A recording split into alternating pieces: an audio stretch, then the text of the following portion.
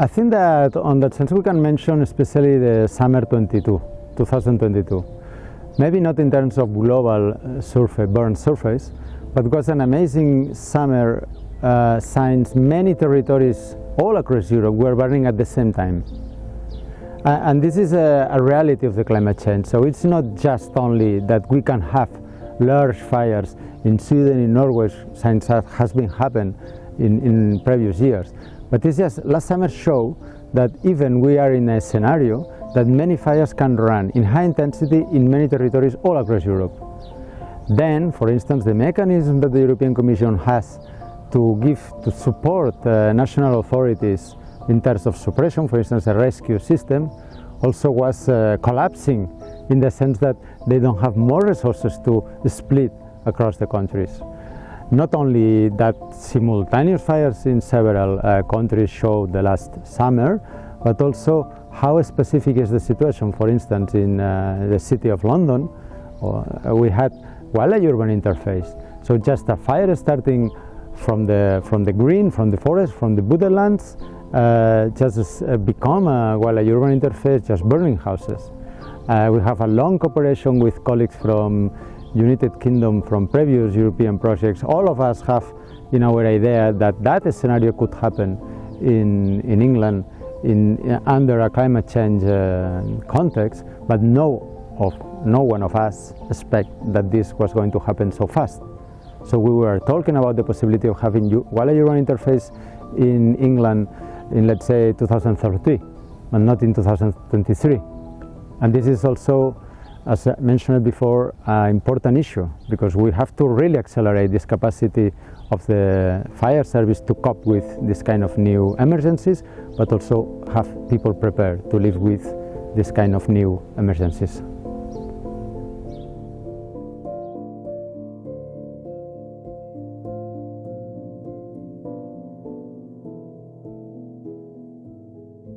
Climate change will impact negatively on fire risk. The projections said that the duration of the fire season will be lengthened, and regarding the emissions will have a negative impact on the air quality.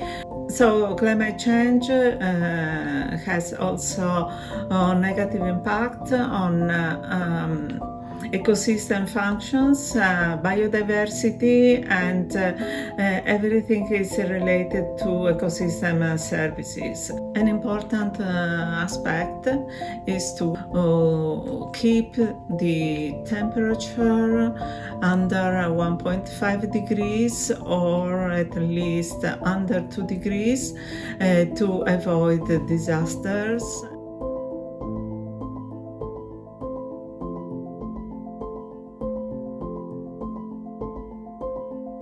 Well, wildfires impacting in areas where not used to the disturbance has many impacts. The more practical one is in terms of emergency management, and since the emergency systems are not prepared, they don't know how to do. They need to develop new protocols, etc. But beyond this operational impact, we should also think in how impacting are that new disturbances at social level. So neither citizens are used to that perturbation, so also the risk culture need to be built in this new situation.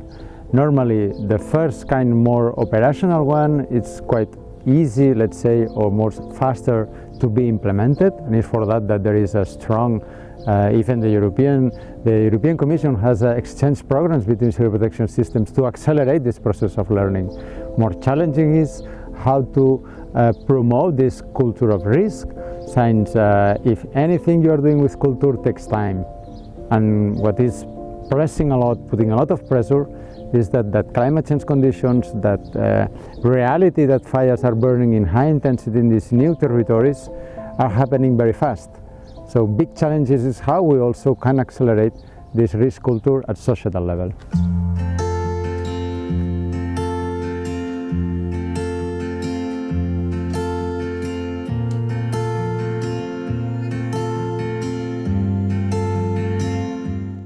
What is Firelogue trying to achieve? Firelogue brings together the large wildfire risk management innovation projects that have been funded under the Green Deal with about 60 million euros to facilitate the integration of their findings and support their collaboration. At the same time, Firelogue aims to integrate aspects of justice and equity into the management of wildfire risk. So here in Solsona we are hosting this cross-working group meeting from Firelogue. So we have nice facilities where we are just not only joining people for being in rooms discussing from theory. We also included in the workshop different field trips to start discussing on the field into the booths, because this is the best way to really understand the situation, especially because wildfires is like a common question all across Europe, but the particularities of how the wildfires will run in each territory are different. And this is some of the challenges of this workshop. So there is a kind of previous step that we need to start dialoguing between us, of having a common language, understanding the same.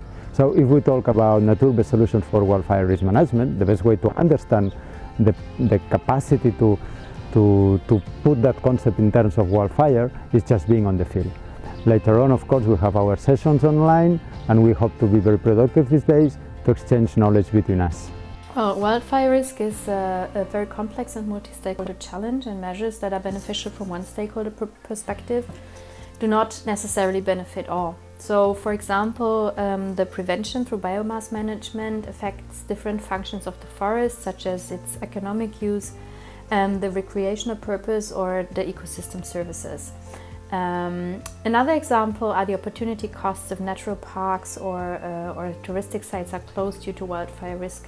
But the question is who pays for it and who's affected in what ways. So these are just two examples of the differential impacts of managing wildfire risks.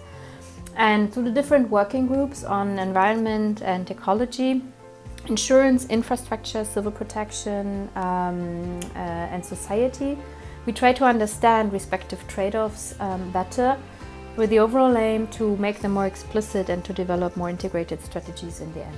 The big advantages of having all cross-working groups here is because wildfire risk management, integrated wildfire risk management is so cross-sectoral that it's not able anymore to solve the situation from one discipline perspective. So we need to engage the wildfire community, need to be enlarged with all those actors, from the civil protection side, of course, but also, for instance, from the insurance, of course, side, from the communication side to society, from the forest management, but also from biodiversity conservation side, and obviously that company is in charge of big infrastructures, and we need to engage all them. And the only way to provide integrated solutions is just putting together these different fields of expertise, and it's with the sum of expertise that we will most probably get better solutions to that increasing challenges we have to face in Europe.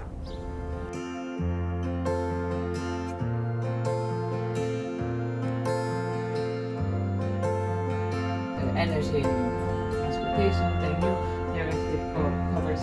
And this is the only, they don't think about the forest that is burning, they don't think about anything that. All complementary.